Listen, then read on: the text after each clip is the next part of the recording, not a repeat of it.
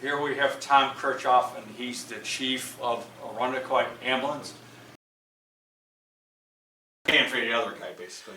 Yeah, there's stuff in there. So what a lot of people don't understand is they'll get the bill, and depending upon what your insurance carrier pays. So right off the bat, the best way to describe this, about 25% of our total call volume doesn't go to an insurance provider.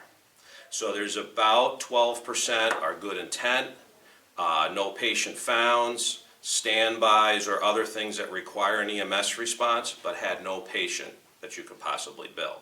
So there's an operation cost for that, but there's no payer for that mix. The second part is the insurance regulations stipulate that the payment is a transport benefit. If the patient does not get transported, the insurance typically does not pay for that service. So if you call to be a lift assist, if you call you need help for some particular reason, it doesn't really matter to us. If we come there, those will typically be denied by the insurance carrier because it's not covered. And then the question is, that's another about 12% of our total call volume. So 25% of our total call volume, or in and about, never even makes it to an insurance provider that pays. The rest of that then goes to many different insurance providers. So if you're usually younger and not on Medicare or Medicaid, it goes to your insurance provider and they typically pay the bill minus a copay. The important thing to understand with copays, Irondequoit Ambulance doesn't set them. The copays are set by your insurance company and your plan that you sign up for. They could be anywhere from $50, $100, $150, $250 for the run. And our requirement is to collect that. That's part of our agreement with the insurance company. And then you go down further down the list, no matter what that rate is that you bill, if a patient has Medicare, it pays a max amount. If a patient has Medicaid, it only pays a max amount. And that's it. So very, very few of our jobs actually pay that full amount that we bill. What would be the average amount for a call? It's kind of a mix. You're lucky if you're seeing between the $1,400. Your average throughout the year is somewhere between $300 and $400. You're going to see as a return on that call. So yeah. It's really not a great return. Yeah. What does this mean? There's also another thing that people don't realize in here is if we live in a pay per transport model, right? Let me just I forgot to silence this. So if we live in a pay-per-transport model, if we have a shift of a number of hours, because we can't plan our emergencies, we have costs to operate that equipment while there's nobody paying to use it, which is another major problem for us. Fixed costs. Yeah, there's fixed costs. There's many times that, for instance, last night, the last ambulance run was about 11:30 at night. The next ambulance run was 5:30 in the morning.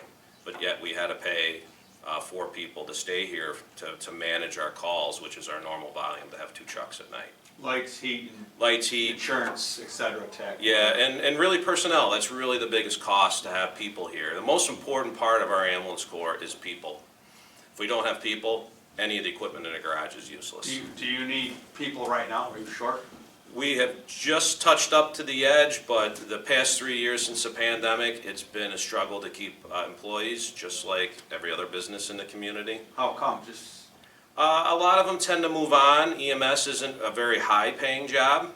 And in the smaller organizations, it's very difficult to manage the retirement. The police and fire have a retirement plan. The police and fire are typically paid pretty well. Lucrative. Yeah, and EMS really isn't. So a lot of the EMS employees will move on to police jobs, fire jobs. They'll move on to nursing jobs. People kind of come in and become nurses. They become PAs. They go to medical school.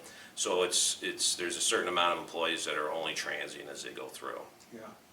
And the other problem is to train the replacements takes a long amount of time. You got an official trainer? We have a training department in-house, and it primarily handles our in-house training. New York State requires continual medical education. So what does that mean is the technicians, depending upon what level they are, EMT or paramedic, have to do so much training throughout the year. And it's important because a lot of the medical procedures change, there's new innovations, and there's new medications we get. So we're constantly training on a daily basis. Yeah. I took some courses and I was told by the firemen that were doing it that they were better, it's better that they get you than a family doctor, that they were more used to that. It's very interesting. In the field, there's some things that are appropriate in the field that we know from experience that may not be appropriate in an office setting, and there's things that are appropriate in office settings that are not appropriate in the field. Unfortunately for us, which I think is the most exciting thing about my job, I don't know what I'm going to do when I wake up in the morning when I come in. I couldn't tell you if we're going to have 38 calls in a 24-hour period. I can't tell you if we're going to have 12 calls. I can't tell you if we're just going to pick somebody up from the ground, or I can't tell you we're going to see probably the worst of the worst that we're going to see. It's just very interesting. It's very dynamic, and there used to be a lot of predictability in it, and unfortunately the predictability is gone, and it's pretty much different every day. Yeah, the summer gets worse, right? I know that. The summer gets worse. You have people like to take vacation, in our case, so we'll struggle to make sure those shifts are filled.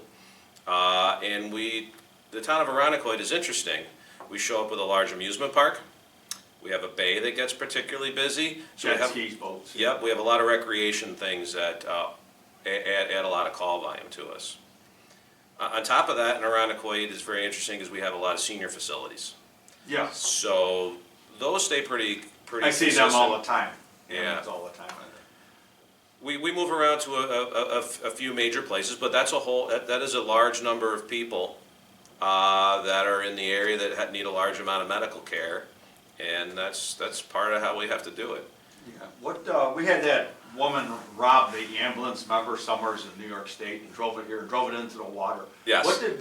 What's one of those ambulances cost? The vehicle and then the electronics added or whatever, the equipment? We expect the vehicle to come here in August, and the vehicle itself is about $200,000. Whoa.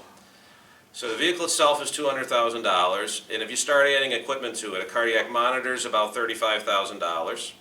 The gurney that goes in it, the new replacement gurneys are $30,000, let alone the radios. There's probably $10,000 in radios and computers.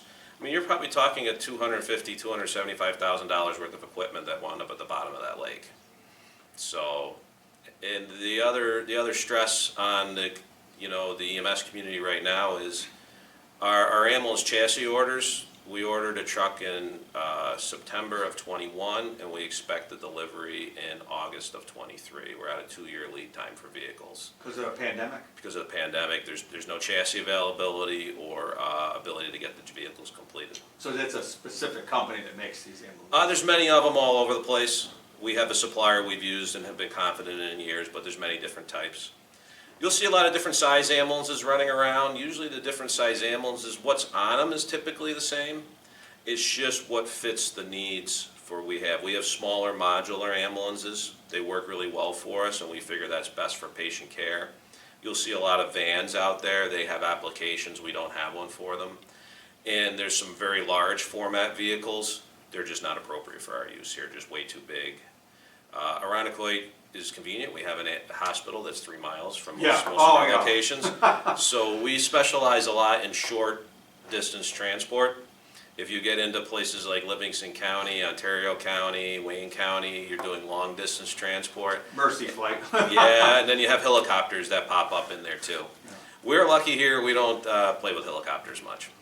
I heard something, one of you guys was saying that you had stuff that you had, that it become outdated and you had to get new stuff and throw it out. There was nothing wrong with it? Well, what we'll come up with, there's a couple things. There's the medications that expire. Yeah, expensive. Yeah, some of them are expensive, and the other thing that we haven't experienced before the pandemic is shortages.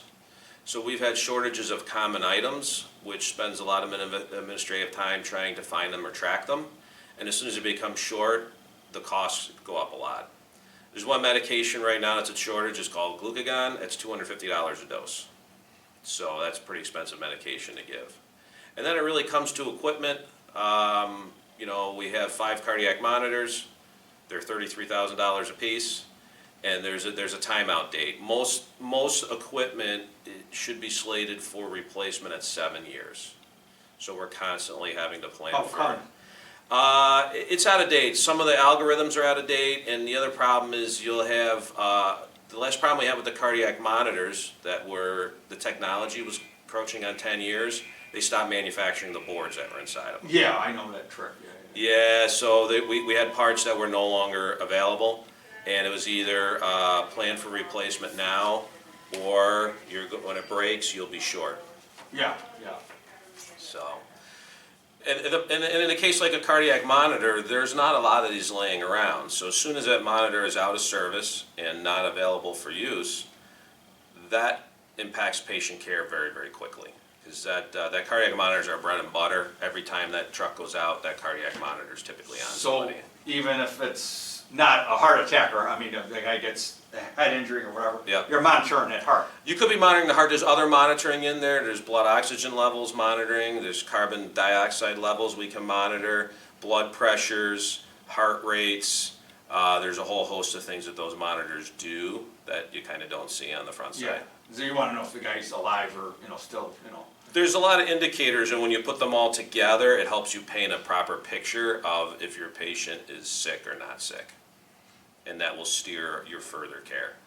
Yeah, because I was told, don't let him fall asleep, keep talking, Yeah, keep them awake. I mean, there's indicators. There's the indicators you see that you know someone doesn't look well. There's also a lot of indicators that you don't see, and that's what the monitor tells us. Kind of tells us what's going on inside.